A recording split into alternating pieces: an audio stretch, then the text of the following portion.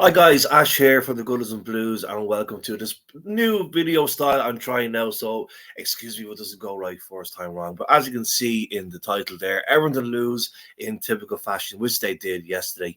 It finished at Goodison Park, Everton 1, West Ham United 3. I gave a very vast instant match reaction pretty much straight up after the game, and after having a bit more time to think about it, I'm still quite as angry because of the typical fashion, the way that we gave that game away. If you base the whole game on just the first half alone, you could say 100% we were absolutely dreadful in that half. The only I did what I did say was, with the exception of Beto, every single player did their utmost best to pass the ball back to Jordan Pickford at every single time. Maybe uh, Mikalenko was the only one that tried to do something. He got himself a bit forward at times, but when he was hoping that the likes of Dwight McNeil would make the move into spaces for him to try and get him into play, Dwight McNeil decided either A, not to bother moving, or two, to move in the position that once he did give him the ball, he would in turn give it back to Jordan Pickford. Then I suppose there was two big turning points for me in that game yesterday. The first one, of course, was the penalty. Oh my God, Everton were awarded a penalty, and probably the only penalty we're going to get uh, for this season. But once you saw, I don't know what you guys thought, but once I saw Beto's face, his mannerism, the way he stood before taking that penalty, wasn't even a good taken penalty. I don't think we can even say that the goalkeeper just pulled off a magnificent save, which keepers can do when it comes to penalties. If you guess right and you pull off an amazing save, it's brilliant. But the penalty was just bad, and you knew in his expression. I don't know whether he was someone that said to him, "Go on, you need a goal, just take it." Whether he offered himself to take it, I don't know. But his confidence wasn't there. His confidence was shot. Thankfully, it didn't stop him from getting that lovely goal, which was the assist by James Garner. What a cross, showing uh, Jack Harrison what you need to do to put a ball on a player's head. The second thing that really got me yesterday, because once we got that goal, we went ahead. Those next few minutes were really good, really powerful, and you felt that we were going to kick on and get a second goal, possibly a third. But that chance for Jack Harrison, I still think it was the Corey that put it through, was possibly Onana. You guys can correct me, but that ball was put through.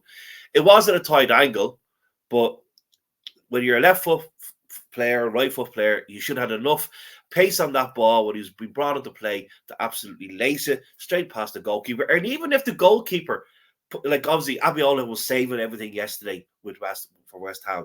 Even if he saves us, I wouldn't have given a rat's arse. I would have got unlucky guys, and you would have moved on. The fact that he stopped, dilly-dallied, and then flicked the ball over for Dwight McNeil. And it wasn't until I watched the highlights afterwards that I saw that Dwight McNeil should have made it 2-0 even with that effort. So maybe there's a third one there. So the issue still is that we cannot score goals, and that is obviously biting us in the ass. As soon as the clock goes up for injury time, it's such a disaster to lose that goal. And of course, your man Souček getting his goal against us again. I think he scored against us a number of times now in my memory. And obviously, as I mentioned in the podcast yesterday, around 8 or 9 minutes into the game, the commentary team, at least the commentary team that I was watching the game on, mentioned the fact that Alvarez hadn't scored a Premier League goal for West Ham yesterday. Well, congratulations. Everton had a gift that keep on giving. You've now gotten your goal. And then I suppose the third thing, and it was highlighted on a lot of the fan pages yesterday, was the fact that just before West Ham got the third goal, which a lot of people apparently had left the stadium, and as they're walking up Goodison Road, they hear another scream from the away fans that are going, "Oh, it's 3-1. Oh my God." But before that, James Garner, I was delighted with his cross for the goal. But by Christ, the corners he took yesterday. He took the first corner, he hits the first man. Something happens in the box. So the referee tells James Garner to take the ball back and have a second crack at it. And not only does he do the same thing again, but it breaks up the far end and Alvarez gets his goal and it finishes 3-1.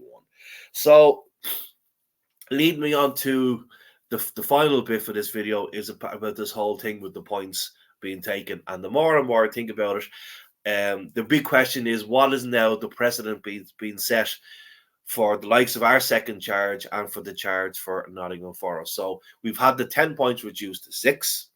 So if you want to go in layman's terms, then does that mean then when we are found guilty in the second charge that we get an automatic 6 points? Is that what the charge is going to be? Because if that is the case, well, then it's plain and simple. Plain and simple, Everton need to make sure that by the final game of the season, we are 7 points clear for the relegation zone. Because lo and behold, it's going to happen. If we're 5 or 6 points there, that we survive, we'll go down with the 6-point deduction. That's and the Premier League will get their wish, and Everton will be in the Championship. Now, maybe some people believe that's what the club needs, to literally have a self-destruct button, which we're doing ourselves, blow everything up, and then start brand new in the Championship, and then obviously move into the big, fantastic new stadium, which is going to absolutely put us into more financial room, because we won't have the revenue coming in like we will when you're in the Premier League. So yeah, interesting to hear your thoughts on that, guys. This video is always going to go up on our YouTube page. It'll go up onto the Facebook pages as usual. So thanks for listening, guys. Hopefully this video will come out well, and we'll use it going forward in future videos.